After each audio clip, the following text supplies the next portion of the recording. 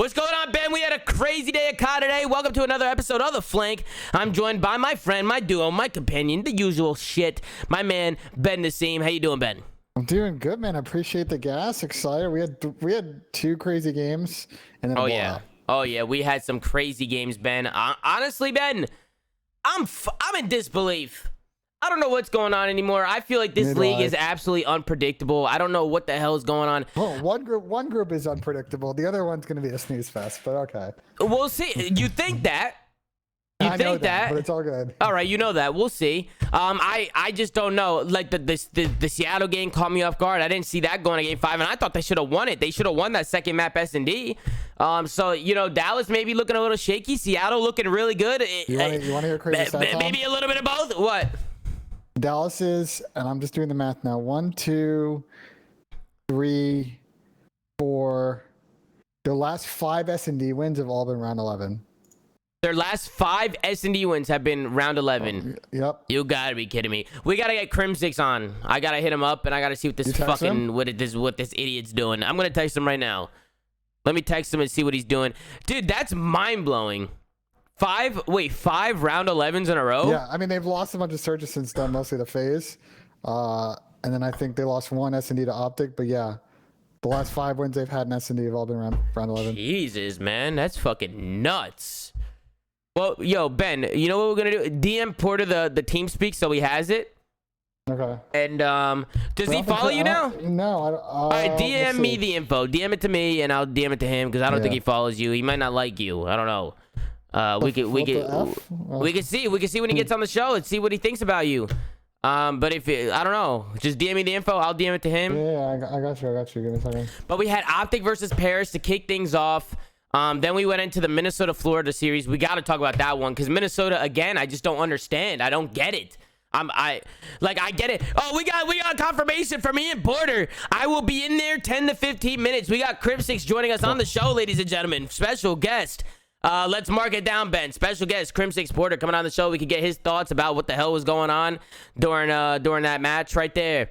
But so when Crim comes in here, bro, we'll go straight to that Seattle Dallas if you want. We could go back and talk about the other match unless he wants to stay and talk about the other matches. I think we'll do the Paris series last. We can. Let's open up and talk about this Minnesota Florida thing. Yeah, let's talk about Minnesota Florida. Yeah, they want to talk together. Yeah, we'll talk about Minnesota Florida. What do you think the problem has been with Minnesota? Before we do that, let's give some gas to Florida. Yeah, let's gas they Florida look great. This is what you want to see out of Florida. This is what you expect. You got Big Wake, up and coming, one of the best players in the game. We say it time and time again. You got Neptune. He's young, he's talented. You want to see more consistency out of him. You're seeing him making plays on the map. You got Jerry doing what he do, and Cesar Skies Bueno is investing in his game, Ben, and he's looking great.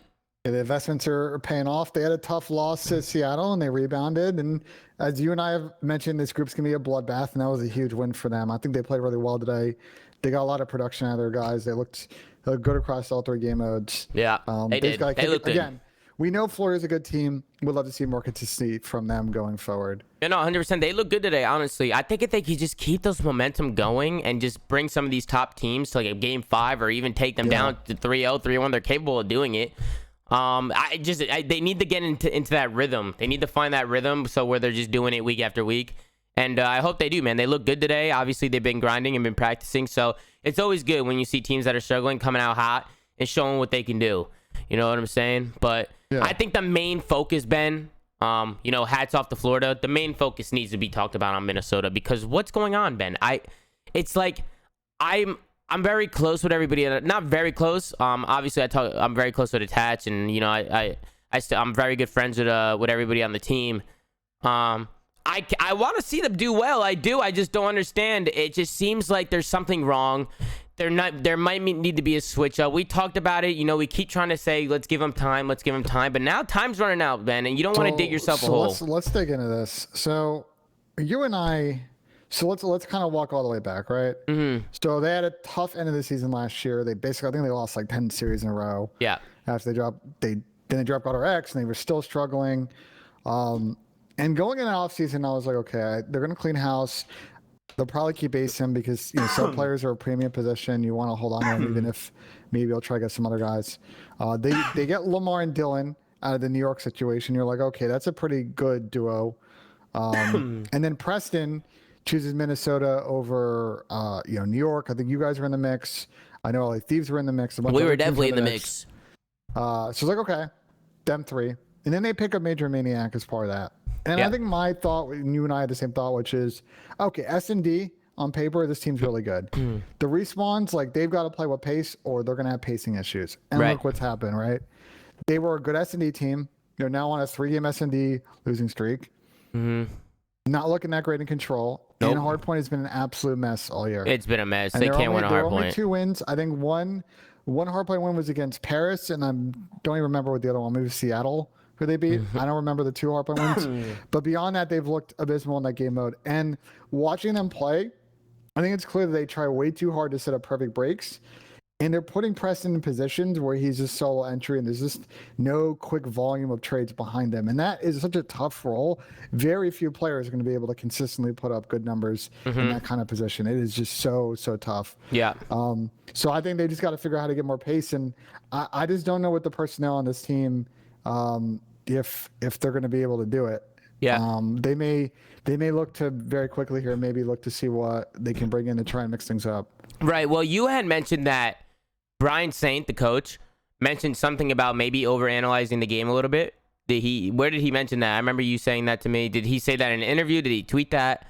I think they've done some post-game videos they put out on their Twitter account, and shout out to them that they give that availability. Yeah, Minnesota's great when it comes to content, stuff like that. The tough thing is, like, the way that Lamar likes to set up his teams is very structured. And, like, I think a lot of the really structured teams are running into issues in this game because you just need to be able to move at pace. You just get punished if you're so slow to break on some of these maps, especially if you're playing a map like Raid a lot, where, a lot of hills are 40, 50 if you hold, and they're just never being able to break, and they're suddenly just down 100 points out of nowhere, 90 points out of nowhere. Yeah. They're never getting a position to front row. Beyond that, in this series that happened on the checkmate, they had the P5 rotation at the end after they made a pretty big comeback on Florida, and they tossed it away. They're just making mistakes and not being able to just front run these games, and it's putting them in positions where they're not going to win hard points. And I'm not really sure where the S&D problems have come from. Yeah, I don't know. So for me, I'm going back to what I said on the previous episode of the Flank. It's a pacing thing for me. I just feel like I think Preston, I see people giving Preston a lot of hate, but I just think he's uncomfortable with the way they're playing the game. I just feel like he's uncomfortable. Like, dude, we all know Preston is talented. Like, I saw a post on Reddit of people saying to drop Preston, and at this point, you see people saying drop Lamar, drop Preston. You see people saying drop. Like, the only one that's not being talked about the drop is Dylan, and I 100% agree with that. Do not touch attach because he looks great. Just the way he's moving around the map, the way he's challenging gunfights and stuff like that, and not because he's my guy. It's probably sounding biased coming from me, but I'm gonna be honest, guys. Attach looks great. When they're on his POV, you could tell he's doing his thing. So it ultimately comes down, if they're going to change, it's going to be between the other 3 players. And it's like, who do you change? Where do you make that change? And I guess that's the whole discussion to talk about, is like, which one do you take down? And I've seen comments about every single player. Me personally, I just don't think getting rid of Preston, Maybe screwed if they got rid of Preston. they should not do that. I don't think they should do that. I think that Preston needs to be in a different role. I don't think the 74U fits. I don't think that's so 2 things. What? Just to correct, I looked it up. It was the 2 hardpoint wins were against Seattle on checkmate and then London on raid. I agree with you on the role thing, though. Like, the tough thing for them is, like, Preston was a really good SOG player in Black Ops 4, but they also had Ian basically playing faster than he's ever played before, and that really helped them out because Ian would bait for Preston and set Preston up to get pieces. Dylan, you and I both know, like, can run a sub player, but he's not a fast entry sub player. Really, the weird situation they have is both players would be much better as a second sub flex player. So logically, in that situation, you'd want to go and get another really good sub player, and between Preston, attached, and that player, kind of figure out how your 2 subs or 3 subs kind of split from there, and maybe you switch off the flex based on maps. But I think where this is going to end up is between Mike, Major Maniac, and Lamar. I just think that one of them's going to have to go, or one of them is going to have to really make a major change to their play style to add more speed to this team. And I agree. I think they need more speed.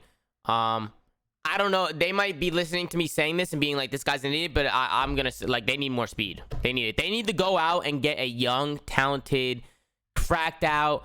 There's so many good players in challengers. There's so many people sitting there waiting to get picked up. It's like, and then we go back to our initial point. They had Asim. Yeah, they had Asim on Minnesota, and I was mind blown when they got rid of him. My eyes lit up. My eyes lit up. They landed in your guys' pocket as a free pickup. Yeah, Asim told me what was going on, and I said, well, boom, that's who we need right there. Because we were looking for a player. We were talking to Preston, and then Preston dipped out because they were working in pairs, right? Like Dylan wanted the team with Lamar, Preston wanted the team with Major Maniac, so two pairs came together, and that's kind of how the team formed. Where we were talking to Preston a little bit. He ended up going to Minnesota, and then I was mind blown. He ended up there, and Asim was like being talked about as not. Preston, like we said, like Preston could have gone to Chicago if they didn't have their eyes set on Dashy. Like Preston was the #1 free agent in this offseason. He was, and which is why you can't get rid of him. Sorry to cut you off. You can't get rid of him. You can't. No, he's being put up in a, well, okay, there's two things. One is like, yeah, his decision making probably needs to improve. I think he'll probably admit that. But he's also being set up to fail like a lot currently because there's just no pressure. If you go look at the numbers on the amount of interactions they generate, especially in hardpoint, like the pace that they play as a team, it's abysmal.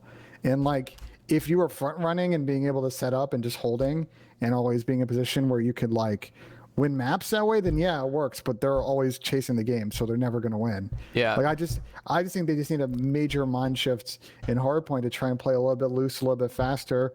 Let guys like Dylan and Preston have some room to make plays by putting some more pressure next to them. I want to see Preston. So when I think of, I'm going to break it down how I see the team. When I see Attach, just give Attach whatever the best gun is in the game, and just let him roam and get some kills, and let him do whatever the fuck he wants to do. Just let Dylan play Dylan. Because that's just how Dylan is. He's talented, and you got to let him do him because you know what you're going to get out of Dylan. So you don't want to touch him too much.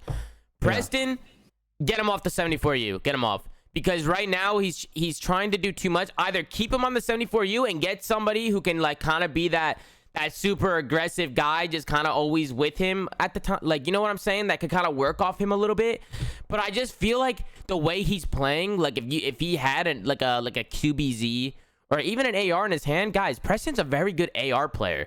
People want to look at Preston. When we picked him up on FaZe and we had him on the AR, everybody was talking about what is FaZe doing, what is FaZe doing. Guys, he's the best AR at Champs. He likes running an AR. He likes running an AR. He's comfortable with an AR. I know Preston. I've teamed with Preston. What you want to make a guy, you want him to be comfortable. You want him to be comfortable. You want him to do whatever you want Preston to do whatever he's got to do to feel comfortable because you know the talent he brings. And you could see the talent when he's playing the game. You could see that he has talent. You know what I'm saying? Like he definitely has it in him. So the stats that he's putting down on the board, I don't know if this is just like a Preston thing. This is a team thing. There's something wrong with this team as a core. They're just not working. They're not working as a team. They're not working as a core. And something needs to change. Now, if they want to say this is little mistakes again and just keep saying the same shit over and over again, then let them go back and try and figure it out. But they need to figure something out quick.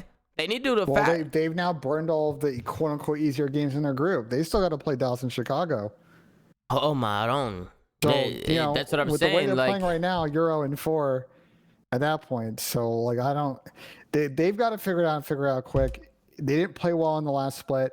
If they play bad again, you're now 2 splits in a row where you're either top 10 or top 12. Like top 8 get you to champs this year. What are they at right now? Like points wise? Yeah, in the standings.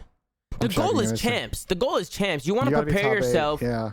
You want to prepare yourself. They're not fucked, guys. They're not fucked. They're not chalked. There's still so much of a league left to play. There's still so much that they could do. They're 9th right now. Okay, so they're not. So they're right there. You know, like they got to be top 8. Obviously, they want to be better than top 8. They want to be first. You know, they want to be top 3. They want to be first. But they're digging themselves a hole to even get close to that. So now you got to start thinking, if you're Minnesota, we got to start making some changes or doing something so we could get ourselves into champs. Yeah. Because if you don't make champs, then that's bad. That's bad. You want to make champs. It depends what map they're better at. I mean, at this point, don't think about what OpTic's good at. Just think about yourself. Yeah, but here's where I'm getting with, which is the thing that kind of set them up for success here. And unfortunately, if they won map 4, they would have been good. They were able to get Express in the mix, which is a very unknown S&D map because it just got out of the pool, and they got Apocalypse in, which is an unknown quantity horror map that just got in the pool. So they ended up actually getting a pretty good set of maps that, had it gone to game 5, I think would have been very interesting. But ultimately, the difference in this series was just better decision making on the OpTic side and just some unfortunate mistakes on Paris' side, especially on that 4th map.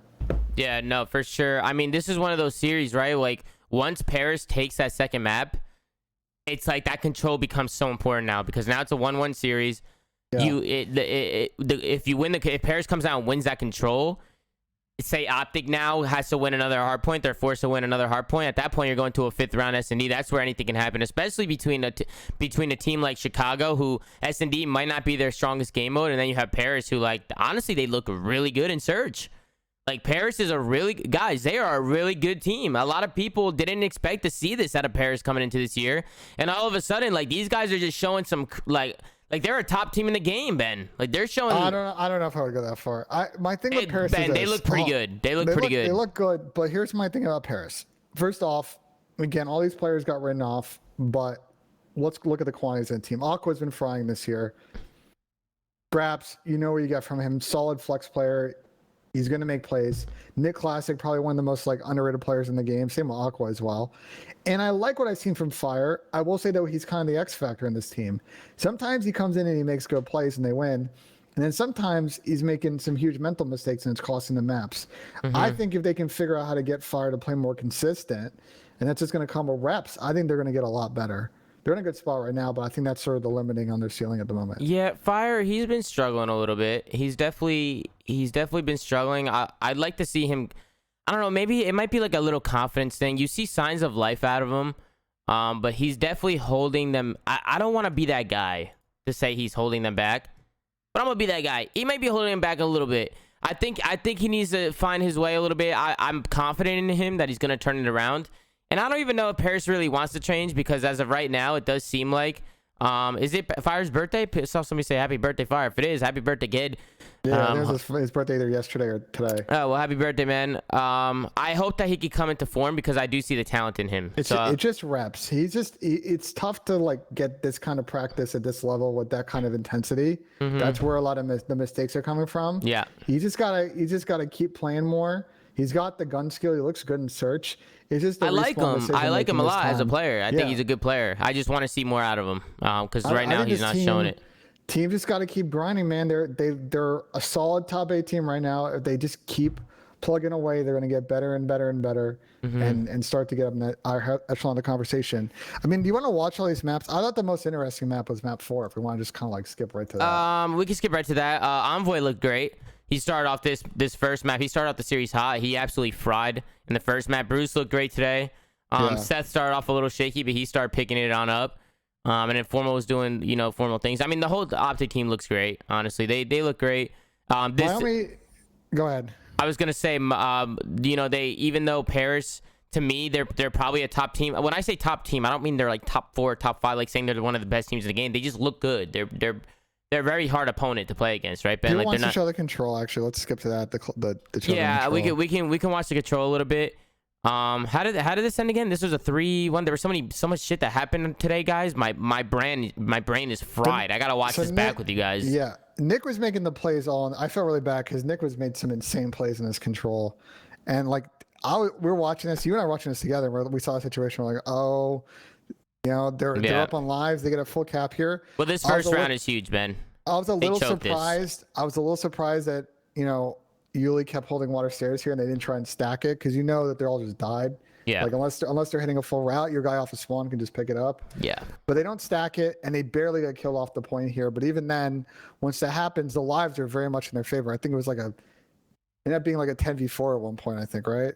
Yeah, no, it got down to a 10v4 or something like that, and we were like, there's no way they choked this, but they ended up choking it. I don't even know what went wrong, so we can go back and break it down. It was right here. Scump makes a good play. He jumps onto the point. He's able to get Nicky D off. You see Paris really flooding kitchen area, something that Toronto wasn't doing when we were watching Toronto. They just were never going kitchen, never getting that kitchen control. You need to get control of kitchen, because that money window is just such a power spot, and it's so annoying to have people up there that you need to get control of that. Did you pause this? Yeah, I was like, maybe do you want to see in this situation? I want to go back. Fire had like kitchen for free. They actually didn't. What is number 2 holding here? So he's holding pillar. He gets killed.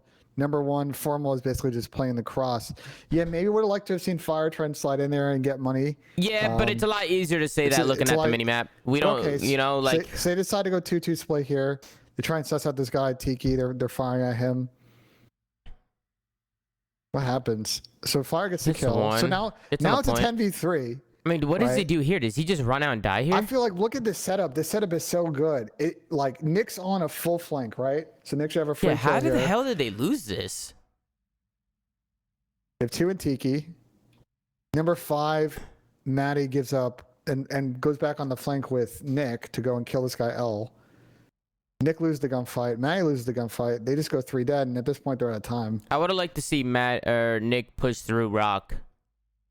And push through that. I would like to see him because he doubled back. So Nick doubled back. You had 2 guys stuck in Tiki. So ultimately this came down because the lives are in OpTic's favor, but at the same time there's no time on the clock. So lives don't really mean much now because OpTic still has 4 people alive. And I mean they mean much, but at the same time time is dwindling. So Paris has to move quick. OpTic is just gonna chill because they're gonna use the time to their advantage. And OpTic do a good job staying patient and winning their fights. Formal goes huge. He picks up a big 2-piece. And this first round was big. This was really big. This was an offensive round. So exactly what you want to see from OpTic, man. That ice, right? That's what they're always known for. They're always known for clutching up and doing stuff like this. So they have the talent on the team to clutch up, and that's exactly what they did. Like, I think Paris could have easily came out and won that first round and went up 1-0, but they threw that round away, and you got to give props to OpTic for clutching that up. And then OpTic clutch up this round. You'll see Scum gets a big kill in kitchen, kills Fire, and then kills the guy Money. Bruce looked great today. He looked great with the QBZ. He was just slide canceling around and shit. He looked really good. So that's definitely a good sign if you're an OpTic fan to see Bruce doing Bruce-like things. He's been frying all year, honestly. Here's the flip side though. So we'll play this Apocalypse out from here. I will say that, like, and we'll get to this moment. OpTic should have, I think, lost this map with how this played out at the end.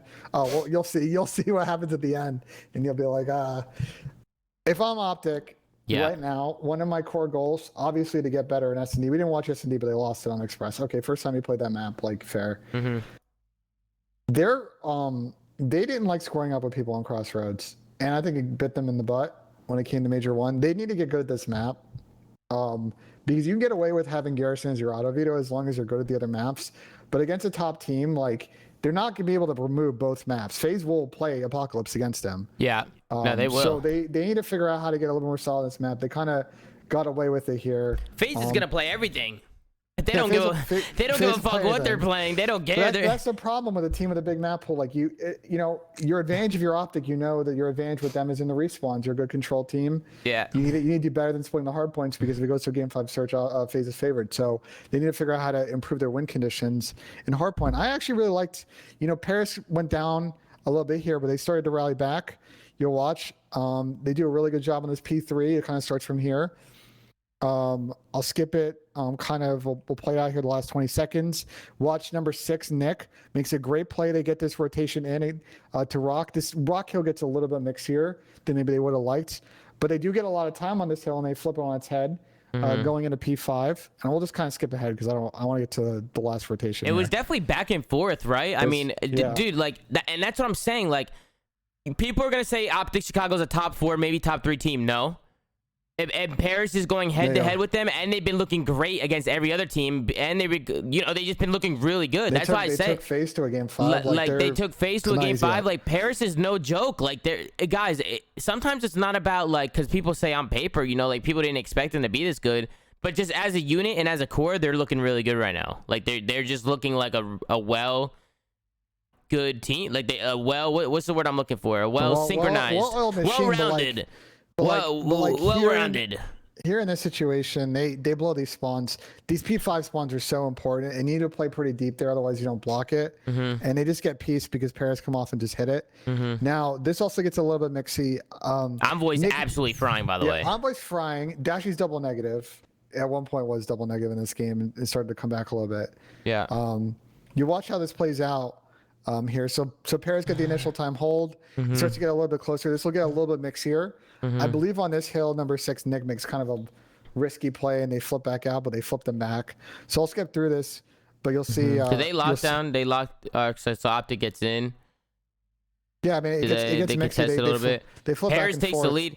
So literally, this is gonna end on last hill. So watch what happens. OpTic actually flipped themselves out here, and they give Paris splits. And what happened, if Paris had played this correctly, is they were then at spawn OpTic super deep to that P5 spawn with this 225 lead and got in a good position. So watch what number 4, number 3 do.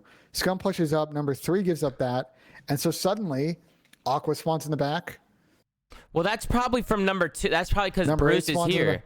Yeah, no, I know. So now, you just gotta if you're OpTic, you gotta recognize if Bruce is gonna be doing this and he's gonna be roaming and looking at the spawn, there needs to be something communicated the there. issue was because Scum pushed, and they both gave up the back here. No, that's what I'm saying. There's Envoy and Scum. That's It wasn't what Bruce. No, I'm saying. Yeah. No, I'm saying Bruce here. with Bruce, but with Bruce number 2. You see where number 2 is? No, he's not blocking the spawns by doing that. I was gonna ask you. I don't know this map. It's a new map, so that's what I'm trying to figure out. Is if Bruce being here, is that blocking that spawn there? Well, I think it might. I think it might be. I don't think it does, but regardless, you really where number 3 is like. No, because I'm saying, Ben, if Bruce is not there, and say Bruce is pinned back a little bit, like on the bridge, like say Bruce is down here. If you guys can see my mouse, say Bruce is in this area right here. Seth might be able to keep flooding. So I think what happened, Tommy, is because you know what I'm saying. I think what happens because the guy died at a hill. That's why Envoy made the play to give up that ledge spot, assuming that someone would spawn behind him and give up that spot. But what needs to happen is then, like number 4 Scum just needs to not move. And just stay back there and anchor it. Instead, they both push up, and then you'll watch Paris get that deep spawn. Because I'm curious, Ben. Like, I don't know the lines. Every map has those lines, right? Those lines that you can cross and those lines that you can't cross. Not knowing this map very well. That spawn is really deep, Tommy. Yeah, really, I know really it's deep, but maybe Bruce just being pushed up and looking at it through the window, like maybe it caused I'm just saying line of sight. You guys don't realize how deep that corner is if you play this map. Because they don't even recognize the flip, Ben. They're not even turning around. Look at them. Oh, they have no idea. They have no idea. And if you're Paris in this situation, this is a gift. Because if they make this mixy, right, you try and contest the next 15, 20 seconds. Either you get it or you don't. You've got P2 spawns. And if they don't spawn in the back for P2, you probably win this because it takes forever to get over there. And you know this because Formal doesn't turn around. Yeah. They have no idea. So then what happens here? So Paris, because now Paris has spawns for next. Fire kind of, so they win the gunfight. They all push up. OpTic just goes huge. No, OpTic just goes absolutely massive. They just push. No, they push Paris back out. No. I mean, they don't. What happens here is that you have to pick up back right. That's like a basic on this map. Even if you have this side, their fire alarm went off. Looney? Yeah, their fire alarm went off. Interesting. I did not know that. Yeah, their fire alarm went off the last 20 seconds of this map. Hector tweeted about it. That's crazy. Well, they got lucky. They got unlucky and both lucky at the same time. Can we talk about that timing? Yeah, Can you imagine that you're 2-1 up in a series, you're in the 4th map, it's a neck and neck game at the last 10-15 seconds of the game and a fucking fire alarm goes off. Are you serious? Why didn't you tell me that at the beginning of this map if you knew that? I forgot until he mentioned it. You just did me dirty, man. Well, I didn't do you dirty. It was an honest mistake. Oh my god. I forgot the fire alarm went off, but still. Wait, go back, because I'm curious. I want to see what. Instantly dip. Huh? No, Dan says that's why they like all instantly dip because the fire alarm's going off. They're trying to get out of there. Yeah. Why did you think they instantly dipped? Oh, I think that was because they had the kill switch. I know Hector had mentioned that on the vlog that they were gonna kill switch all the cams. Yeah, they were gonna have a kill switch on the cams so they could just Wait, what are you doing? I want to go back to I want to analyze the end of that game. I want to see this again. You want to go all the way back? Yeah, because I said OpTic went absolutely huge, and you said no, they didn't. That's what you said. What do you mean they didn't go huge? Paris literally flipped out behind them, and they didn't even know. Yeah, with a fucking fire alarm going on. But here's the thing: is regardless of the fire alarms, they didn't pick up back right, and that's how they ended up getting flipped back out and lost. Wait, Ben, what are you talking about? Watch what Yuli does, right? Watch what number 7 does. They go cliff. They get this kill. okay, if you're Yuli, everybody on your team has mid. You have to know that someone has to pick up. No, I agree. The right lane. I agree with and you. he gets pinched, and that's how they get flipped back out and they lose. I agree with you, but Dashy and Envoy pick up huge kills, and Skunk gets a third, and at this point, they're fucked anyway. Not if he stays back there. They're not going to flip back out. Ben, Maybe they still lose, but you want Yuli to worry about a pinch when they lose in 7 seconds. Yeah, but then he can stay up cliff and then make another play, throw a nade, slide out, and play again. Rewind it. Play again. People saying let in the chat, but they also toss away the spawns here. No, guys. I understand what Ben's saying. It's honestly not a lane. I understand what Ben's saying that he should be picking up a pinch because all the lanes are covered. But at the same time, teams make this long pinch all the time on this map. But okay. All right, so Envoy gets a kill. They're about to win. 2:35, 15 seconds left. If you're in Paris's mind, if you're Yuli right now, you're like, we got to get him off this hill. He's looking over his teammates. He's trying to get some kills. Honestly, number 4 makes a great play, bro. Seth makes a good heads up play. Seth knows that his team. It's a good play, but everybody makes that play. But Ben, everybody makes that Ben, pinch. you also have to understand right now, like. It's a good play, but you got to pick it up if you're like Paris. if you like you're telling Yuli to Yuli's teammates go down 2 dead out of Paris, and OpTic wins in 10 seconds. What do you want Yuli to like? Yuli's put in a terrible position here. Like a terrible position. I know he's putting. And now all stems from OpTic going big on the hill and picking up some kills. Listen, you've played. You know that in order to win at this level, you have to be able to deal with adverse situations like this. Hold on, can I stop and still you? do the basics. Somebody in the chat just said, "Oh God, give credit where credit is due. They won." Jesus, Zoomaa. What the fuck are you talking about? What on earth are you talking about? Who was that? Guys, what the fuck is he saying? Listen. 2 things are true here. This guy's lost his fucking head. Listen, 2 things are true. One is Seth makes a good play by making the textbook play here, which he gets that spawn and he hits it. That was a good play because he would have flipped them out. I'm all pissed Regardless off. of the fact they went off this hill, they would have been set for the next hill. That was a good play to him. At the same time, Paris spawned up, had a 4v3, won none of the gunfights, and got flipped out. And they messed up their comms and their positioning. And that is not what you can't do that at this level. Seth didn't spawn there. He hit the lane out. He spawned up and he hit the lane. He made the right play. He sat there and waited. He was holding their pinch because they had no idea where they were spawning, by the way, Tommy. They thought they weren't spawning on the P2 side. That's why he was sitting there watching P4. Honestly, Yuli might have been able to hit that out. What, to hit out the right side? I don't know about that play. Yeah, because you want... Like, bro, I know he has an AR, though, so it's a little bit different, but... I mean, he has a little bit of time to work with. It is a small map. There's a lot of plays that you can make here if you're Yuli. The thing that I think was really the turnaround is when OpTic pieces them on the hill, and now Yuli's kind of screwed. That's why I said OpTic went big and got 2 big kills on the hill. Like, bro, if Fire wins this fight right here, you got Envoy and you got Fire. Play it out. Did Envoy snake this? It cuts away. No, he didn't snake it. I looked like he was laying down. He just sound hoarded him. It's a good play. It's a good play out of him. Impressive considering he's by himself. I mean, OpTic. That's what I'm trying to say, Dan. Like it's such a. I agree. Like looking back at it, it's a weird situation for Yuli. Like it's like such a split-second decision to either help the guy in hill or pick up the pinch. But that being said, like why not just peek with the right side and double check it because no one's looking. You know that people hit that route, especially with 30 seconds left. Yeah. That's my issue. But even before that, I mean, we can go back. They also burned a lot of time on the hill before this. I mean, if you want to go back and watch the next 2 hills, like, to be honest, they won the rotation to P4 and then it didn't get clean. You know, like there were a lot of opportunities there to make the full thing. And yeah, I agree, Dan, we don't have full comms.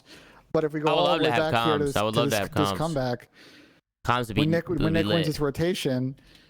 OpTic doesn't snake. I know OpTic doesn't snake. That's why I was like, did he snake that? Like I was wondering if Envoy was hitting that snake because it looked like when you had it paused, he was like laying down snaking it. That would have been. We always kept. I would have loved it. I would have if he snaked it. I would have been like, that's fantastic out of Envoy. But because I just had many players they don't really snake on OpTic. I think the only thing close to a snaking is just Bruce B hitting those side cancels on those headies all the time. I mean, if that's what you guys consider, I don't know what the fuck is considered a snake. I don't know what the hell you guys consider a snake these days. But OpTic really doesn't snake that much. So, like, the fact that I thought Dylan was snaking right there, I was like, that would have been a good play, honestly. But here are my takeaways from the series. One is, I think Paris are a really good team now, and they can't be taken lightly. and they were a couple of mistakes away from. I think they would have been in a prime position in Game 5. The way that Game 2 went, they played that express really, really well, and we didn't really watch it back. But they better decisions on map 3 and 4. They would have been the driver's seat in the series. It is what it is. All I'm saying is, Ben. Yeah. Sorry to cut you off. It was back and forth, and at the end of the game, OpTic went massive. It was that individual, like that individual talent. They were able to get some big wins on the hill, and they just put Yuli in a bad situation, and they scum hit the lane out, and it was just good plays out of them.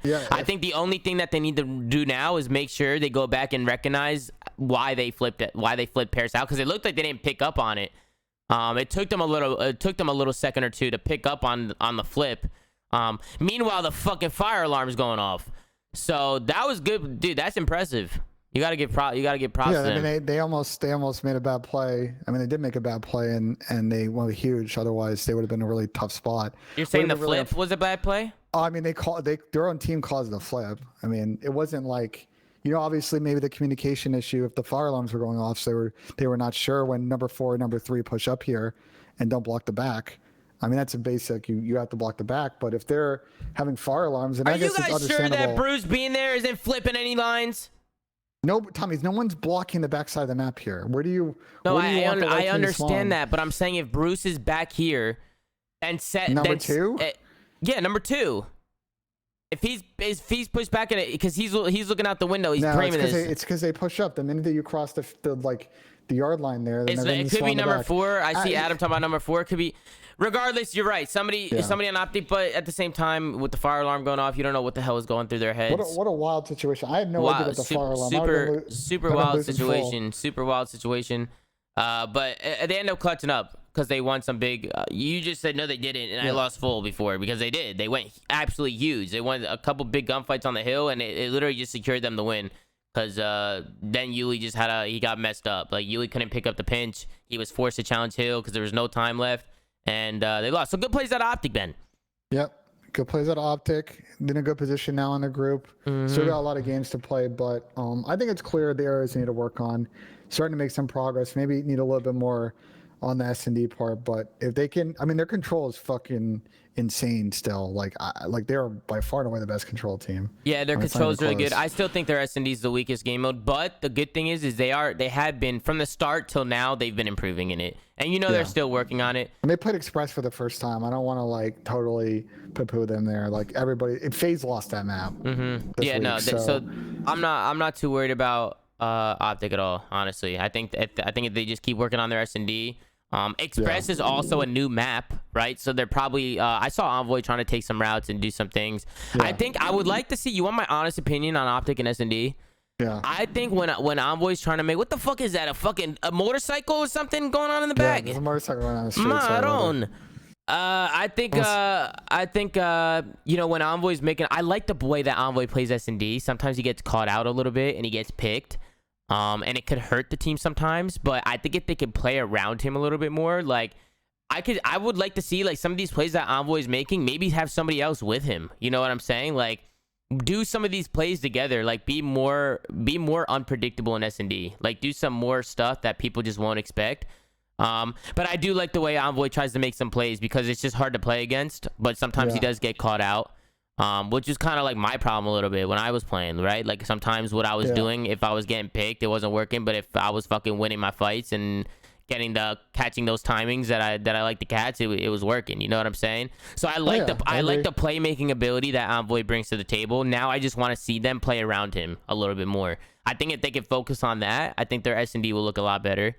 And then obviously they can go over some strats and stuff like that, some day one strats. But for the most part, there's a lot of stuff that they could do to improve their S&D, and I'm sure they know that. And they have to, by the way, because their win conditions against FaZe require them to win one of those searches. Because yeah, go ahead. I was gonna say the more they play together in S&D, the better they're gonna get. And just knowing the talent that OpTic has, I just want to see them big dicking people a little bit more. You know what I'm saying? Sometimes do slide cancel and hit a corner and just hit something out together and just use your talent. Use your talent to your advantage. And don't let the other team make plays on you. And if Envoy's the one making plays, play around him a little bit more. You know what I'm saying? Play around him. Do what you got to do to get that W. But overall, good games at OpTic Chicago. They look great. Shout out to Paris because they also look very good. I'm really happy to see Paris doing well because a lot of these players are getting flagged. The team was getting flagged in the beginning of the year when it was made, but they're showing up this year. So definitely excited to see that. I see a lot of people saying, "Where's Porter?" He just texted me. He says, "We're still good over shit." I'm about to send him a voice message. Hold on. You're not gonna wait for him. Listen, man. You guys played like shit. Get the fuck on the flank, and we'll talk about it. Jesus, going over shit. You can do that shit later, man. Fuck. Have a good day. Good voice message. You like that? That's a good voice message. All right. Well, we can start this series. We don't really need to watch map 1. That was an absolute slaughter on Moscow. It was an absolute slaughter. I don't think we need to watch. This map was crazy. The second one, because Seattle still won this shit. Clutch. I have to go back to Illy Clutch. Dan, what happened here in this Illy Clutch, man? What happened here, Dan? I hate to watch this with you in the chat. I hate it. I don't want to watch this with Dan in the chat, man. I don't want to watch this with Dan in here, man. Dan, you guys should have won this series, man. You guys should have won this series, Dan. This shit was crazy. This shit was absolutely nuts. In their clutches a 1v3. While we let this round play out, I've been really impressed with Seattle. The Seattle team last year, I know that different persons kind of crumbled after their tough game 5 losses. This Seattle team has gotten better and better and better. And the fact they took Dallas to 2 round 11 S&Ds, and they had that crazy comeback in control. Like I just and by the way, they won that hard point. Like I'm just really impressed with the way that Seattle's playing right now. They're in a group that's really tough, and if they continue to play this way, and they can win some of these games against, they already beat Florida, they beat Minnesota. Did Pierce not see him? Did Big P not see him? Let's go back. Give me a second. A little laggy. I apologize. Well, okay. We got to talk about this a little bit. Shout out to the CDL. They've been great all year. The production was definitely off today. It was tough to watch. You know that the production team works really hard, especially with everything being online. They got a lot on their plate. So it was super unfortunate to see the lag all day because it was very tough to watch. It was very tough. I mean, it's remote productions are really hard. There's a lot of ways that things can go wrong, and I'm sure they'll fix it tomorrow. There's 2 things I need them to fix too, and the one thing is the lag. Make sure they fix the lag. They really got to fix this. Really got to fix the lag. The second is the listenings, man. Please fix the listenings. Like the delayed, like the voices not lining up with the shots. It drives me nuts. Like it actually just drives me insane. So there's no doubt in my mind that the CDL production team can get that done. Like I know what they're capable of. Regardless, they've been great. I think today was just there was a few hiccups today. And obviously there's a lot of jokes in the chat about the next slide and all this stuff. So it was funny to see all the memes and stuff, but it was tough to watch. So if the stream is lagging, guys, and the match is lagging while we watch this back, it's just how it was during the broadcast. Yeah. And hopefully the CDO can turn things around, but I'm sure they will. But you can play it out, Ben. So I just banned someone in your chat for being dumb. I like that. Ban is stupid fucking ass. Yeah, I don't know. I guess Have a good day, kid. Pierce. I don't think Pierce saw him hop down. Big wins out of Ender, I guess. And then right here, like, it's a weird situation, man. I wonder if Big P called him out in that corner, because like he went into that corner kind of quick. Like right here, he gets tagged. I don't think Big P saw him. I don't think he saw him. And then he saw him at last second as he tried. That was just like Dan said he did see him, but you got weird timing on that plane. Oh, he didn't call him out. Did he see him? Did he see him go to that corner? Dan said he saw him, but he didn't call him out. Oh no, not good. Yeah, that's you can't have that. Little miscommunication going on. That was a big round. They rally and they get this to a round 11. They win some big rounds here. I really like how Seattle plays this map. They talked about it on the broadcast. I love the flank. I'll give you a rundown, bro. Give us a rundown, Dan. Welcome to the flank. All right. I kill Shotzi. I run away to stay alive, right? Right. When he tries to jump in. I think at that time Pierce called out he thinks he's mid-side long, or he said he's mid-side long. I think that's the last time. I don't know if early in the round Pierce encountered Illy, like before he even killed me. Yeah. So I stay alive. Calls him out long, so I from like center plane, like the angle that people play long to check for B bomb cross. I thought that's where Ender was probably playing since he called him out mid-side long. So I check it, I don't see him. I'm like, all right, I'm about to lay it, and then all of a sudden he's what we call seats or whatever. So I'm like, oh no, he's over here. I think Sam makes Illy one shot, jumps down. We don't see him go into the wing like under the wing like fast because Ender like insta hits under the wing, like Mhm. really fast. And then when Pierce hops, I don't know, it was a weird time. And I think as Pierce hops up the yellow crate or down that yellow crate, we see Ender hop up the wing, but then he jumps down. We do see Ender jump down, and then Pierce is playing for the kill there. So you see how Ender hops up, Yeah. hops back Yeah, down yeah. insta. So it was just a weird like mantle, and then he just wins the gunfight against Pierce. And then right And here, what then happens here? Right here, This is where I was Sam like, is about to commit to the chase, but then Pierce said he's behind you. So you see Sam like cut back. Like if you look at it, like maybe Sam's Pierce thought that he chasing was him. running, like he ran behind him. Yeah. And then then Sam goes to chase him, and then that's when you see Sam hop up, and then we see Ender again. Okay. And you see how Sam cuts back. I could see why Big P said that he's behind you. Yeah. Because So Sam was that's why looking Sam towards cuts under. back. Yeah, Sam was looking towards under plane. Like Ben, Yeah. if you time it Yeah, I'm and going pause way it. back because Ender actually makes a really good play. It's a really fast flank through broken plane here. He just Actually, books it. can I run this? Yeah, hold on. Yeah, you I can got it. control I got it. it. You can Yeah. control Yeah. Oh, look at this. So Let me that's control kinda this. what happened, which was obviously tough. But Yeah. So right here, I could see why Big P said that, because right here, right, Ender jumps up. Ender's just finessing, right? He's getting good timing. Shit happens. He wins a big one with the pistol. Right here, Sam is under the wing, looking towards bottom plane, and I think that's why. I guess Yeah. Big P thought that Ender was hitting behind him, yeah. and he probably called it That's out. And But then then Sam cuts back, but all Ender did was sit in that pocket and play his life. Then he Yeah. hops up. I think Sam runs by him and hops up or something. And then I don't know. it's At that tough. point, it's just like a weird fight. Yeah. that's super tough. That's actually a really tough. It's just a lot of weird timings, honestly, in this checkmate. This fucking plane, man, under these damn wings and shit, all these Yeah. hop-ups. It's like, a 1-lane map, but can turn into an 18-lane map with God, these wings. this map is shit.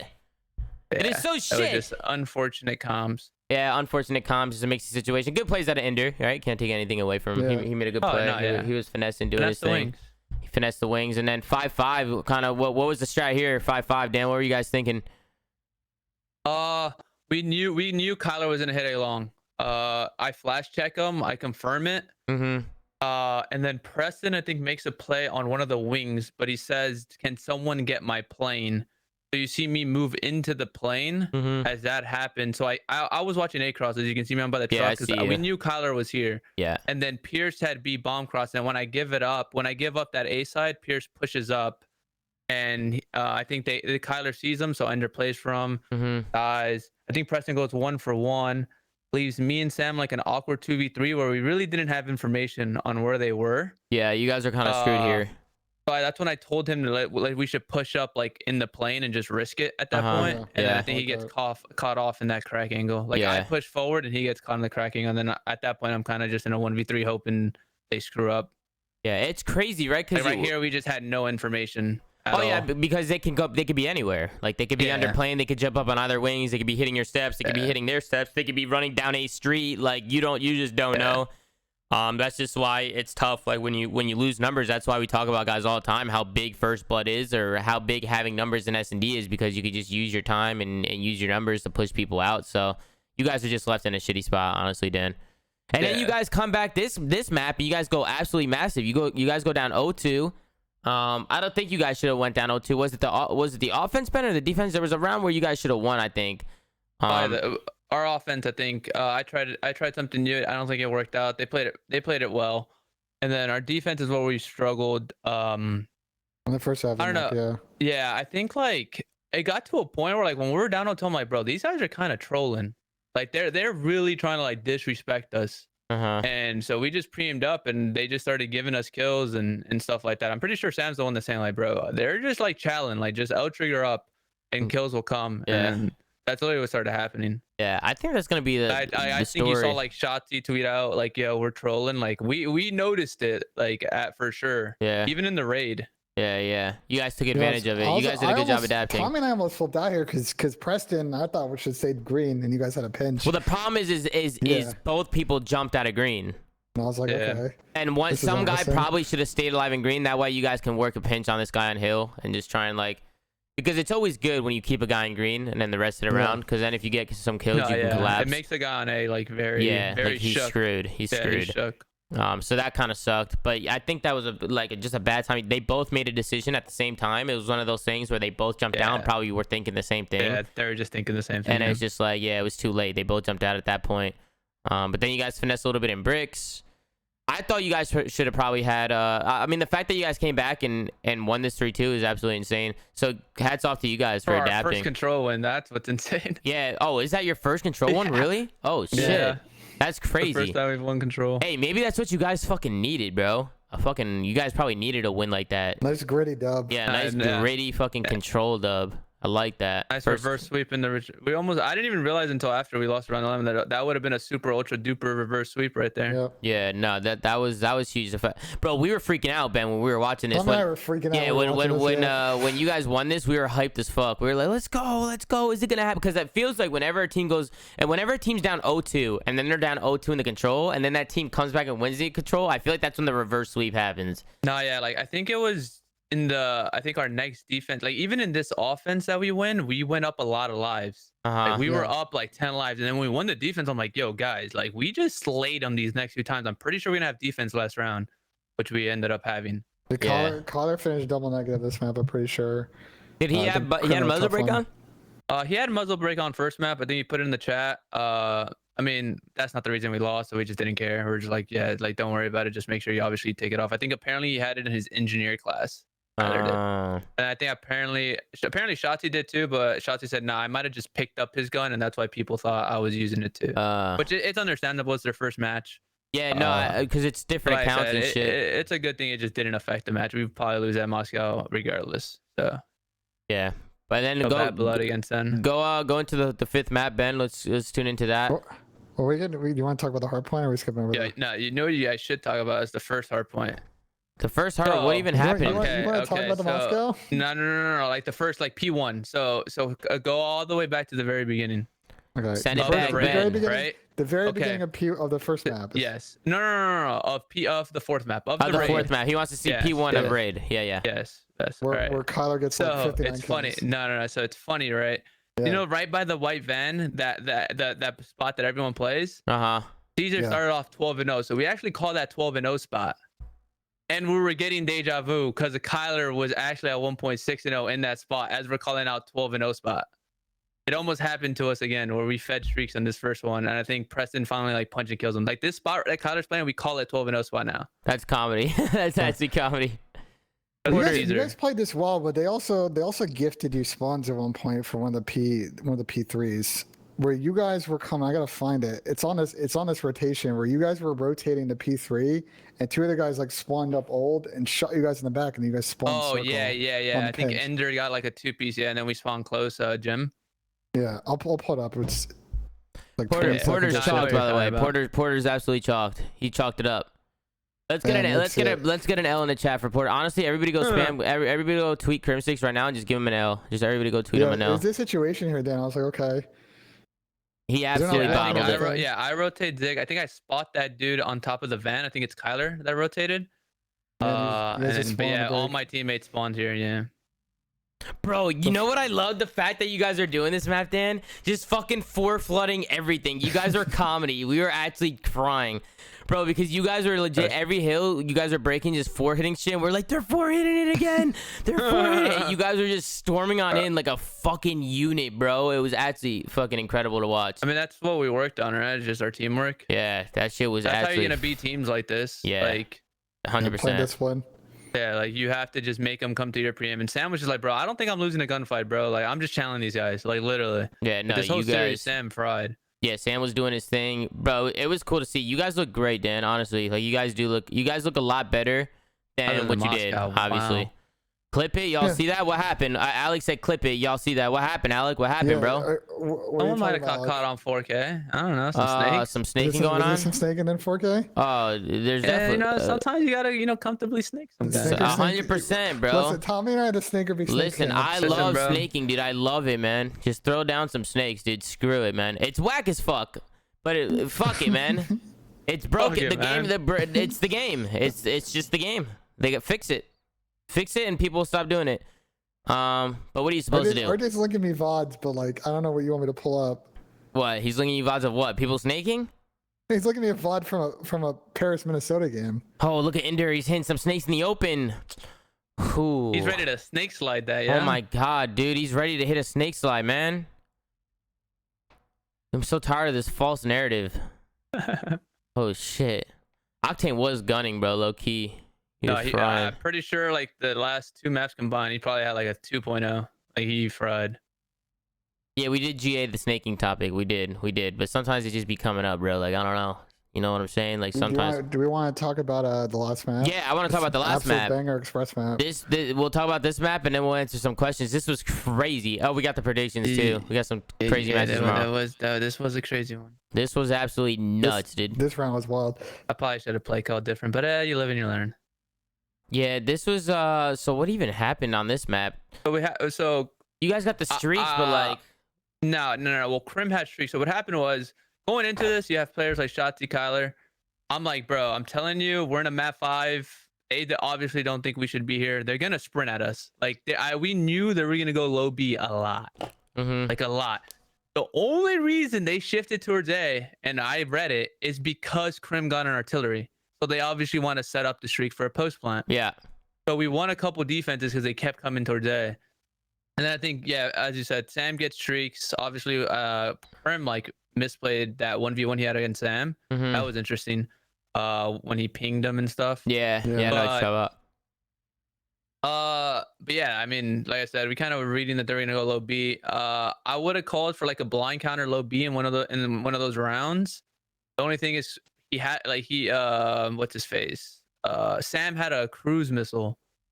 So you've played, you don't really want a blind counter and leave it up to a blind counter when there's a streak available. You know, you might regret that if you do lose the blind counter. You're like, dude, well, I had a streak. We should have just played a retake. Yeah. So I mean, that could have been a mistake on my play calling. That's why we gave up B those couple rounds, because early on we were fighting. We were fighting. We were blind countering them, and it was working out on a lot of those rounds. But like I said, I think the streaks kind of altered my play calling, which could have bit us. I mean, it's a learning experience, but and one of the rounds too, it got hectic in the comms.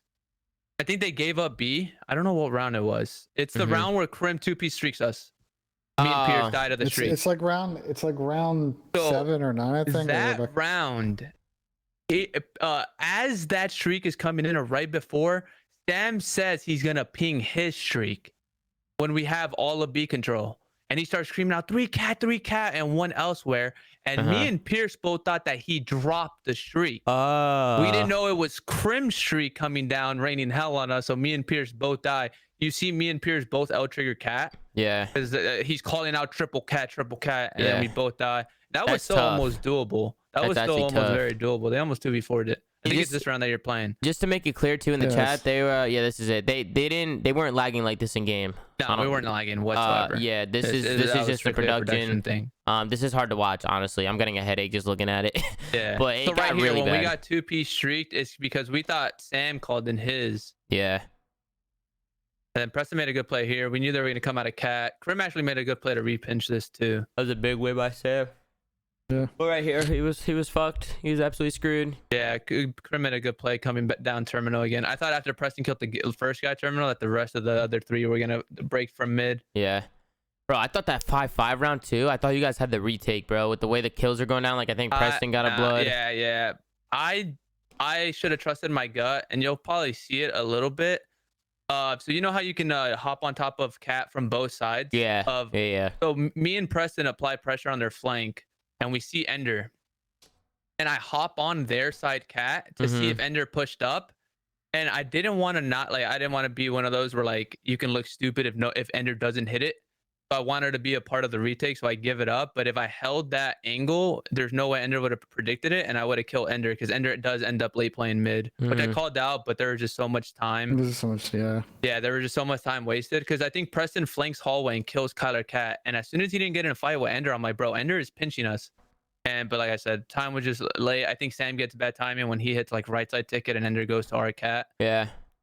It was just tough. This was crazy, bro. This map was actually insane. The fact that it's at a 5-5 round, or map 5 round 11, with just the way the series was going down is. I didn't realize, but it was pretty much like Sam versus Crim. Yeah, they were fried. They were both fried. Yeah, you see, This is like, fucking if you go nuts. back a little bit, you see Ender throw 2 shoulders and then go, and then I give up that angle to go hit their That's terminal. tough. Like, if I just held that, I'd probably kill Ender. Oh, that timing is bizarre. Yeah. You guys would have, because you killed Kyler. He's basically Yeah. pinched at that point. Wait, Yeah, that's actually exactly. nuts. That's Like, actually if I just kept crazy. holding that angle, I'd probably kill Ender. Yeah, and that you probably Nazi played a very interesting spot. He was like in ticket, just laying prone, playing like audible footsteps and stuff, and goes 1 for People 1. play that spot a lot in Black Ops too. bro. Yeah. Even They just this sat there got and like, centered. bro, this got really weird too. I said if Sam came towards bomb and then just doubled bomb and hopefully like like the good old Yeah, just kill pick up bomb Yeah. right away, Yeah. it could have happened. that would have but been crazy. Cause you know how yeah, situations are with comms in a 5-5, like you're just all screaming. yeah. I mean, Which is Ender, tough. dude, Ender was kind of ballsy to just throw a nade and run out like that. Yeah, Bro, he because was 2-8 and got the most important kill. Bro, too. he literally could have just stayed alive and just waited and then just like shimmied the bomb and killed him on bottom and ran. But he like, dude, the way he came out played a lot that. early. Yeah, he came out Yeah, like Preston dude. preems that and just tanks the nade, but Preston just didn't know where the last guy was. Like we knew he was in a late Bro. pinch, but It's always crazy tough. after matches like this, like seeing the reaction of people because it looks like all of us lost. bro, it just I didn't realize this. It It looks just like all of yeah, us like lost. bro, That's serious. it's just like it's one of those things where like, bro, we're playing like you guys are playing a video game, but you guys just look Like out a of crib. breath. Like you guys just look like you went Oh, to. bro, I don't You think guys look like you went breathe. through I war. don't think you're breathing around You 11, don't. bro. You don't. just hold your breath and just go. Bro, and I just knowing the feeling, like after you're done, you're just like you're just like whoa, like you know what I'm saying? Like that was crazy. It's the Nah, yeah. adrenaline, it's the adrenaline, right? Like your Right. heart just starts pumping, Yeah. and then once it happens, bro, and when you lose, you just go so down, like you just lose all of it, and then As when you soon as win, you lose, just get all of it. yeah. It's like it's just a as soon whole as different. you lose, all you think is, well, we could have done better. Like Yeah. we're just all sitting there just eating like ourselves alive, Bro, pretty much. looking Like forward to Yeah, right now. Porter's reaction to his comedy. Wait, I'm gonna fucking. He said he's chalking it up, so I'm about to send him this picture, bro. Hold on, I'm gonna send this to him. Bro, I can't believe he chalked it up, bro. We were gonna have him on today. He fucking lied to me, dude. Maybe it was the voice message. You think I pissed him off with the voice message? I sent him a voice they're message probably then. just pissed off how they played. Yeah, they gotta be pissed. I said like we kind of recognized it as we were playing. We're like, bro, like these guys are really just like they're not playing as a team anymore. Like there was a moment where I think me and Pierce hit pillars. It was on raid on hardpoint. Yeah. And like Kyler kills Pierce. I come pillars. Kyler sees me. It's basketball hill, so all you have to do is like hold kitchen control. Yeah. And instead he like ego chows me, like flies out of front kitchen. And I kill him and I'm just like, okay, he gave me a free kill. And then I go into kitchen, I guess Shotzi's corner and we break the basketball head. And I'm just like that's the type of things where I'm sure right now they're looking back and then they're probably, yeah, Kyler, 100%. you probably shouldn't flew out of here. Like you're in kitchen, I have to go to him and he gave me like a free kill. 100%. And it's just like There's mistakes. that's just what it was. There's mistakes on both ends. that's why I'm you know sure what I'm that's saying? why he's not here. He's for sure Oh, he's pissed off. And they're all looking at I don't the know if you VOD heard like, my yeah, what voice were we message to doing? him, but that sure didn't help. Because I sent him a voice message. I said, "You guys play like absolute shit. Get in here." Because he kept telling me to wait, and I was like, "You guys play like absolute It was shit." probably not the best strategy. on And your then he part. responded back, and he said, "Chalk it up. I'm not in the mood. LOL." That's what he said. Yeah. I mean, like I said, they're obviously not happy with the way they played. We aren't either. Could have won that. So Dan, you guys obviously, I think you have a long layoff, right? You play one game next week. And I think it's on Sunday. Yeah, correct? it's on Sunday. Yeah, so we have a week. So like, what's your mindset going in like the next basically 7 days? Like, what are you guys trying to focus on working on? Well, playing a Paris team, we know obviously S&D's gonna have to be on point. Obviously improving control. We did beat the Empire, but it was based off a lot of their mistakes. Capitalizing on their mistakes. We shouldn't be going down 0-2 on a Garrison. Defense obviously big, so for sure focus on control and just hardpoint. I think they're pretty good at it. I think we have similar map pool. I'm not 100%, but I mean, it's just gonna be what we've been doing the last 4 days, or the leading up to this week, Monday through Wednesday. It's obviously it paid off, right? We played really well against Florida, and then we got 2 respawns off Empire, which people wouldn't like. They beat us in 2 S&Ds, which Yeah. people wouldn't. If you look at that matchup, you're thinking, all right, if anything, Seattle has to win 2 S&Ds to beat them. So we only needed to end up obviously beating them in 1 S&D. So I mean, just keep up our practice. Don't let it slack off, because that was our struggles in stage 1. Some days you hop on, practice really good, teamwork's there. Some days you hop on and you don't win a map. You know what I'm saying? So it's just making sure our practice is consistent for sure, and our teamwork, because that's what Paris thrives off too, right? You look at both our rosters on paper. Yeah. You'll probably give the edge because of like Sam and Pierce when it comes to that. But Paris is a very teamwork oriented team. I think that's a big shout out to like Polly McGee, their coach, his debut coaching, and just so we're gonna have to make sure our team works on point because Paris kind of does the same thing, right? It's not like you look at that roster and you're just thinking superstars are carrying. So You know, it's gonna 100%. be a teamwork battle. So he's got to work on that. One thing I was gonna say, Dan, like I like your attitude, man, because a lot of teams that was the one thing I said like a few episodes a couple weeks ago is just like, you know, when you guys were struggling, it's like I just don't want you guys to go back and just like let this affect you and let the losses affect the team in a bad way. You know what I'm saying? Because you'll see a lot of teams go back and they chalk it up and they're looking to change and people are talking and it's just like the whole atmosphere is gone because you guys do have a good roster and you guys obviously show that you can hang with the top teams. So now it's just about going back and working on all those little things that you guys, you know, see in game. And obviously you're going to watch it back and see a bunch of stuff and just keep grinding through these L's, right? And just being the best team you possibly could be. So just seeing the improvement from you guys is awesome to see. It just shows that you guys are putting in the work. So good shit, man. Good job. Yeah. I mean, obviously that's the dub we would have loved to have because we are low in the standings and 10 points is 10 points. But that just gives us confidence going forward that we can beat any of these teams. You know, they just got second. Like Empire literally just got second. Yeah. And obviously they're gonna go back to them playing sloppy and stuff like that, which is kind of like what happened when we took LA Thieves to a game 5. It's like, oh, they're playing sloppy, but I mean that's on them, not really on us, right? We just gotta keep improving and we'll get there for sure. Yeah, 100%, bro. And we have a good week off to get.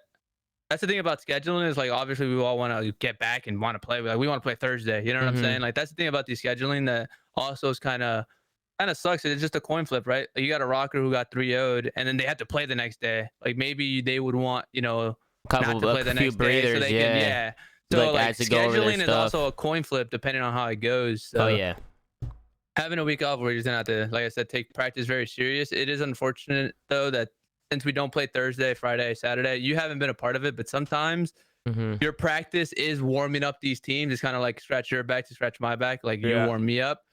And it's not really practice because you have check-in and you have you can play like a map or two. Like LAG today probably sat there for like an hour. Asim's a part of it, so he can tell you. What's up, Asim? How you doing, kid? LAG, that ass sat there for an hour and didn't play a map until like we were ready. Like look, Reese is in the chat. Like like it's just out of our hands. We have to check in. So like those days are kind of shitty. Yeah. Like I said, Asim, I'm sure you've been there. I mean, I remember one time we NYSL warmed us up, and then Clay's like, "Yeah, you're welcome." Like, cause it is, you know, scratch my back to scratch yours. Cause those days you can't really improve. Yeah. No, I know what you're saying. It happened today. Asim, weren't you guys warming up Dallas?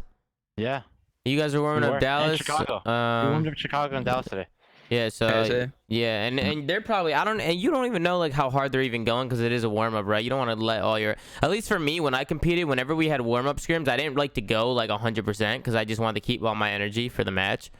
So I would just go like. Our problem was we wouldn't call out and then we would load up at the first hard point and we would like carry on. So like, now on our warm ups we don't like obviously don't go hard in like the fucking like gunfights and shit. We just like spam small talk and shit. Yeah, so that just make sure you're calming. Yeah, get the comms going. And if you're the team warming up the other team, you're just playing maps repeatedly, right? They get their map set, they get their vetoes. They're like, all right, just play Moscow, play this, and you just keep running the same map over and over and over. You're just warming them up. Yeah, no, that kind of blows. Well, tomorrow we got some good matches, man. We got LA Gorillas versus London Royal Ravens. We got FaZe versus Ultra, and then we got LA Thieves versus New York. So to kick things off with London and LAG, I'm really excited to watch this because we got Paul X coming into London. They've been looking shaky. You have an LAG team who hasn't looked that bad at all. You got Vivid in the chat. You've been looking incredible. So shout out to Reese. Who do you guys have this game? We'll start with you, Ben. Who you got? I'll give it to LAG 3-2. I like what I saw from them last. That's what I was gonna do. They haven't. I believe this is their first game of the split, so we haven't seen them in a minute. But I think London will pack an interesting punch with Paul X. Hopefully, they're a little bit more consistent in a respawn team. So I think it'll be a banger. Hey, Dan, you want to give some predictions? I'm giving it a 3-1 LAG. Oh wow, 3-1. I like that. Dan, I think. I was leaning towards what Asim just said, a 3-1 LAG. I think LAG is really solid at SMD, and London's a new team. And then their LAG's respawns is like it's a little shaky, but they come out on top a lot. So yeah, no, I'm gonna go with a 3-2 LAG. I just feel like London, they made a change. See, I went with London on the pre-show, on the OpTic pre-show, because I do want to see them do well. but at the same time, they might need some time. I think they're gonna be a lot Yeah, I better. think they need time. I think they're gonna be a lot better. But now, after thinking about it a little bit more, I think they need some more time to get into it. I don't know if their first match they're gonna come out and just start swinging, but maybe they're in a honeymoon stage. So Big Reese, make sure you're ready. All right, kid.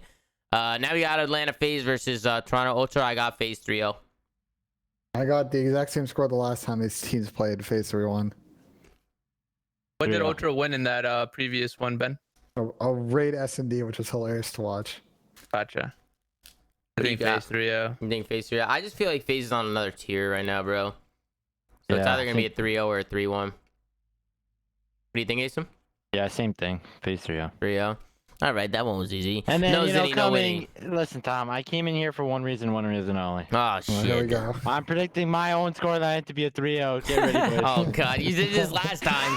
But wait, what did you won it last time though, didn't you? Yeah, I did. Last time you did this shit. Yeah, dude. Every time I come in here, my predictions are never wrong. Just know that. So. All right, well, see, hopefully, you don't jinx it. Hopefully Clay's not watching this shit because he's gonna get all pissed off. No, I don't think he believes in all that bullshit. So we're But good. I'm gonna 'Cause go with New York 3-1. Look at Mac. Look at Mac in the chat putting the dots. You see him? He just lost full. I don't believe in all Have you that. guys only played LA Thieves Easy once or bullshit. tone? Once. It was that time was a where it was really like a very close 3-0, right? Yeah, Like we your choked debut every match. map. We Yeah, your choked, debut match. like a Moscow hardpoint. 60 lead on Moscow. We choked the fucking some crazy lead in S&D, and then we choked a 2-0 lead in Control. So Hey Ben. What do I think? Is that what you're Who do you, asking? Yeah, Ben, what do you think, What man? do you think, Oh, Ben? man. And I want you to be honest too. I'm gonna be honest. All right.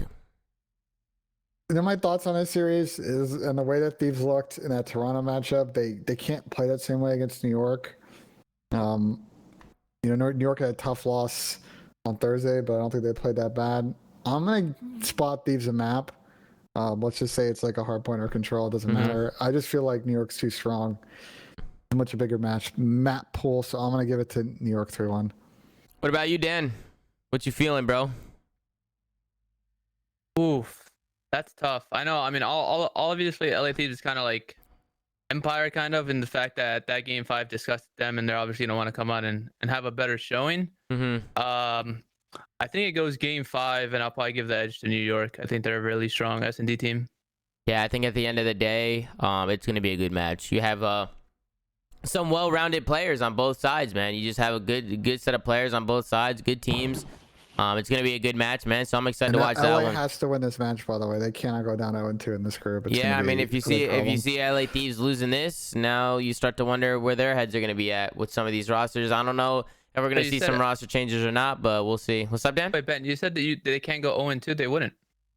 They won their last match, Ben. Yeah, they won their last match, Ben. True. Say they 1-1. Good point. My bad. My bad. It's okay, Ben. It happens. I have blocked that map 5 between out of them and Toronto out of my brain after watching that on Friday. Yeah, let's get a Get some line. lines- Let's get a some line lines in the chat. Get some good lines in the Let's chat. get a line in the chat. It's all good. It's all good, Ben. But that being said, though, if they want to try and get to their aspirations, they do need to beat either New York or FaZe to try and get one of those tiebreakers and see if they can finish 4-1 here. Yeah, no, we got a good series. Good set of teams, man. I'm excited. It's the last day of the home series, right? And then what's the next home series? This is I Toronto. think it's not one. I think it's I don't think the this one's league one. home Yeah. series, and then it's the LA Gorillas one is the third week. Okay. So we got the last day of the Toronto home series. This is gonna be lit. I can't wait to watch this. We got a good set of games. Any questions in the chat before we dip out and play some games? I'm gonna keep streaming, but if there's any questions, Asim and Dan, you guys are welcome to stay and answer. If not, appreciate you guys joining, man. It's up to you guys. I'll chill for a bit. Waiting on my food. But Asim, you chilling? Yeah, sure, dude. All right. Do we got any questions in here? What's been Don't your mind it. favorite There's a CDL good- copy pasta this yeah. season? Horny for Formy, no Zinni, no Winnie. You could do it too. Phase up. I think that you could do it too is pretty funny. The horny. I like H4F, bro. There's been some good H4F moments here.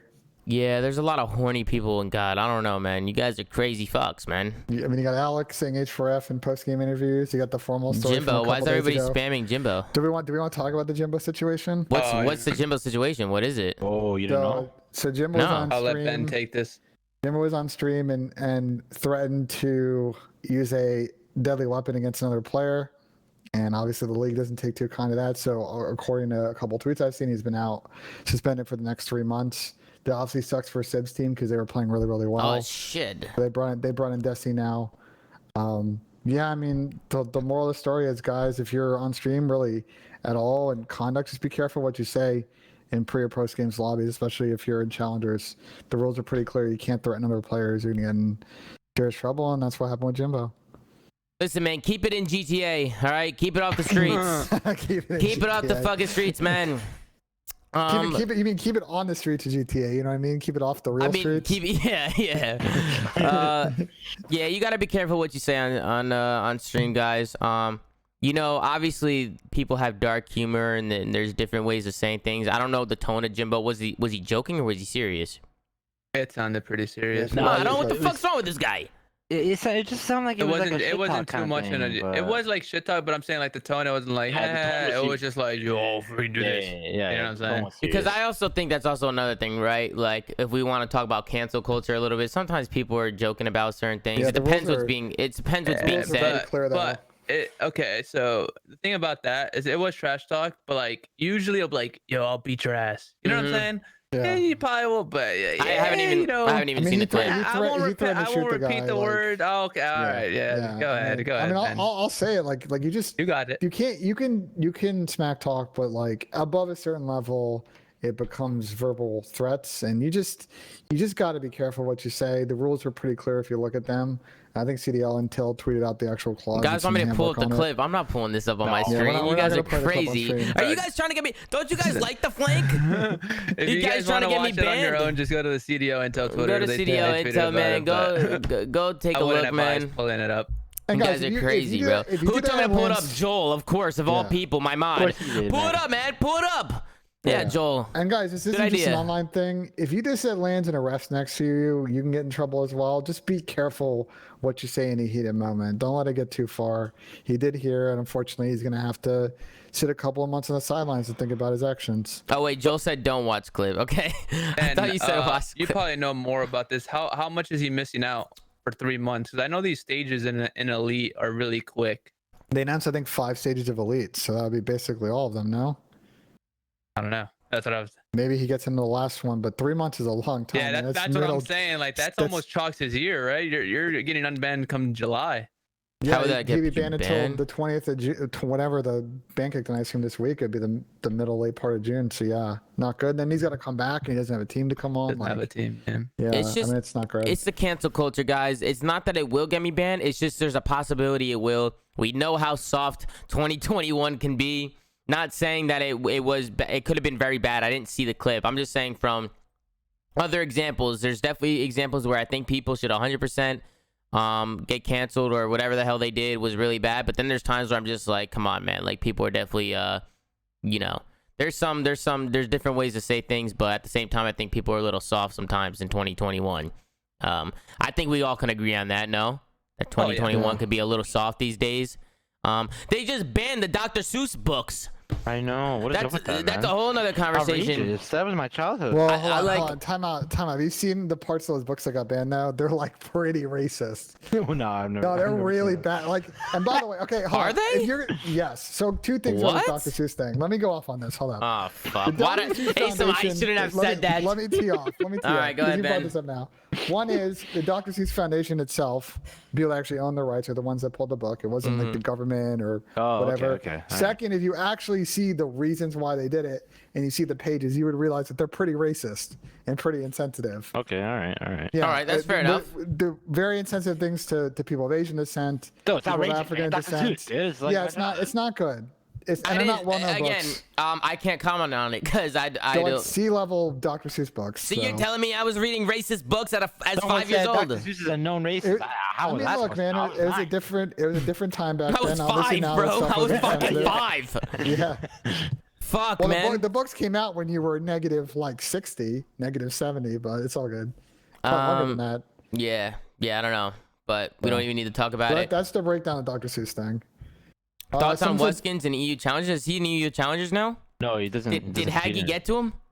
Oh, I don't know. I don't think he does. But how do Apparently, you? he was thinking about playing in the cup. I don't know if he actually. I mean, how do you feel about that whole situation? Like, you know, how Haggy like voiced his opinion about like how he doesn't even give it a shot, but like, I don't know. I mean, that one's weird to me, bro, because he's in Europe.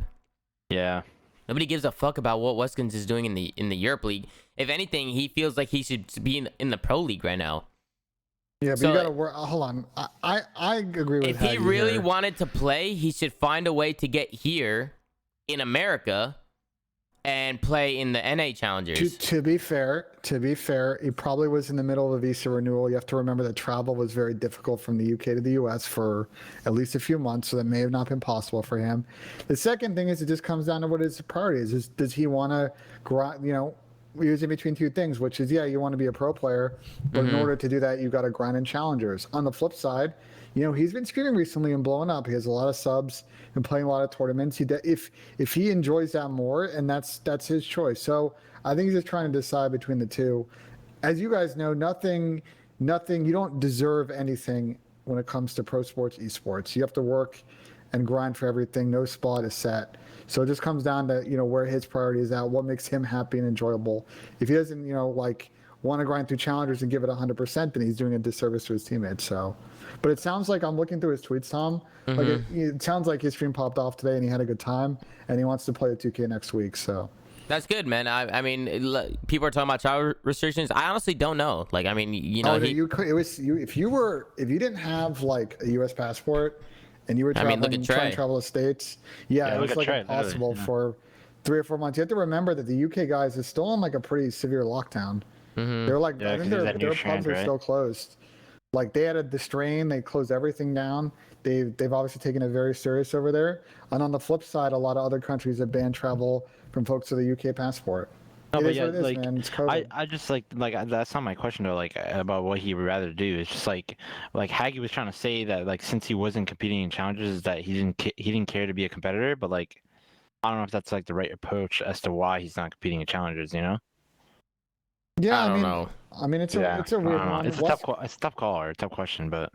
Wusk responded and kind of was like halfway in, halfway out. I mean, I'm sure he had a tough decision, like at the beginning of this year. Maybe he didn't want to team with people he didn't know. There's probably a lot. The UK scene can be really politicky, especially with a lot of those guys have teamed with each other before, so it's really difficult. Yeah. But there's a lot of money there. Elites pumped a lot of challengers money in the scene. There's a lot of opportunities to win. But at the same time, I've watched the stream a couple of times this year. This guy's been having a lot of fun streaming Warzone win tournament. So it sounds like he's starting to get back into it. Yeah, I mean, if you get 68 subs, like, I feel like you should just continue with the stream grind, but. Yeah, but he's grinding it back now. Look, if he continues to grind challengers, makes a run here at the end of the season, going in the off season, he might be able to get his way onto a roster and take it from there. Yeah, I see somebody talking about Decimate going to Coach Vinny's team, my cousin's team. He's playing with. Oh, really? Now that Jimbo's out of the picture, they picked up Decimate. Oh, that's a good pickup. It actually happened live when I was casting with Zinni, and I was like, my cousin took your teammate, and Zinni lost even more full. Oh my god. And people are saying, like, who's Zinni gonna play with? I don't know. Zinni's he'll tell you that. I don't know who he's playing with. But that's a tough situation for Zinni. But I also do think Decimate's a good pickup for that team. So we'll see what happens. Speaking of Zinni, are you and Zinni casting 8s again tonight? Maybe, if he wants to. If 8s are going on and he wants to cast, I'm always down. Was I getting roasted yesterday when I was playing 8s? Were you roasting me, Tom? No, I don't think we were. I put up some bad maps. I thought you guys were probably having a grand time with me. We brought up your name like once I think, but it wasn't like turned on. No, but we didn't bring you up. The one who got roasted the most was Slasher. We roasted him for 10 minutes straight. I actually rewatched that. That one back the next day. Yeah, we roasted him for 10 minutes straight. I actually uploaded a map to YouTube today if you guys want to go check it out. But it was pretty funny. But any more questions in the chat? We'll take one more question. We'll take one more. I saw questions, but the chat's moving so quick, lost them. Is your talk with Methods about the CDO friendships on YouTube? That'll be in another episode, man. I'm honestly just gonna upload all of them, but I can't just upload 10 videos a day, so you'll see it eventually. Wait, hold on, Joey. Is that a serious question or are you joking? He's trying. Okay. Why is Dante so ass? Come on, Joe. What's wrong with you? Ask a serious question. Respond. Yeah, guys, I also want to give a shout out to LLU in the chat. We did hit 2K viewers today, which is an all-time high here at the flank. So appreciate you guys, man. We're absolutely going. We're still at 3K? 17. No, 2K. Oh, let's go. And we're dude. still at Growing. 1750, Yeah, man. growing, So just to see you guys showing love, make sure to follow the stream. It's been an amazing time doing this, bro. I've been having a lot of fun. We've been having a lot of guests on. Just a lot of energy. But it's been a lot of fun. Zinni for Major or Lamar? I think Minnesota needs pace. So I just don't see that working. I don't agree with that move. They need we've talked about it earlier. They need an aggressive SMG player so Dylan and Preston can move to like second, third entry. Or next weekend? Yeah, they have like Dallas and Chicago or something or dude, something crazy. It's gonna be a huge test, man. And then you got Big Heavy. Why is Ben so sexy and smart? Good question, Ben. Like why that. are you so? Thank you, Big Heavy. The only thing that pisses me off about Ben is off the start of the show when I'm getting hyped. I just want to see him fist pump for like 10 seconds, bro. No, see, I'll do it, but you sit here muted, and then you bring my face in, and I'm just sitting around waiting for you, and then you're roasting me, and I can't hear you. Oh, I never roast you. I was saying spam when in the chat. Oh, I was gassing you. I was actually gassing the hell out of you. I was like, spam when in the chat. He's the fucking man. Poke me, unmute. I'll vibe with you, bro. You got to get me involved. You gonna vibe with me for real? Yeah, but you got to get me involved in the process instead of just like. Listen, man, my bad, dude. My bad, man. Kind of my screen. My bad, man. It's on me. How do you think Paul is going to do tomorrow? How do you guys think Paul's going to do? I think he's a good player, man. He's probably going to come out. I feel like he's really dedicated. I see him tweeting a lot of bullshit. You know how people like to tweet, like I'm ready to go. Yeah. What was he tweeting? Let's see. Let's go to Paul X. I know he's been up. I know from talking to people, he's been like up and down scrims, but every new player goes through that cycle. I have literally no idea. He said, "Can't wait to play tomorrow." It's a good tweet. Great tweet. Can't wait to play tomorrow. Yeah, we've seen rookies fry in their first couple matches. It can't happen. Mm-hmm. We saw Insight do it. We've seen MC do it. Yeah. But anyway, guys, you guys are just spamming a bunch of crazy shit in the chat, man. Just a bunch of wins and stuff. I don't even see any questions. Wait, can you struggling teams afford to wait for a meta change? Example, no. See, I'm not even going to read the rest of that, bro. A struggling team should 100% change, bro. I don't think waiting for a possible meta change because you don't know what's going to happen with the meta. Any control over that situation. That's like just praying to the gods that things lay in your hands the way you want them to lay, and that's just not good. Do you think John would be a solid pickup for Minnesota? I don't know. What do you think? No. I don't know. I don't know if he's the right. I think John's a good pickup for some of these teams. I just don't know if he's a fit for Minnesota or for what they need. I don't know. It's hard to say. I just think they need some pace. They need pace. I would go younger rather than someone like Anato or John. Go with someone that's 18, 19, that's a dime in the rough, because if you find them, now you've got the core of a really good team that you can keep together. I would just take the risk because you have nothing to lose at this point. Yeah, before I end the show, I got some pop rocks, bro. I want to see what they sound like in the mic. No. what a dumb gimmick. User left your channel. Ah, dude, you got. That's some ASMR right there. Y'all hear ya? I just lost fall.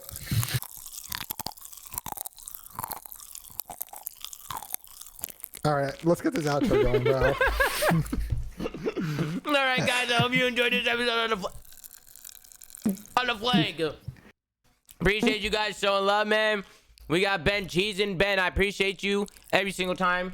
As always, brother. Thanks for having me on. Shout out to Looney and Asim for coming. Dude, these things are going crazy.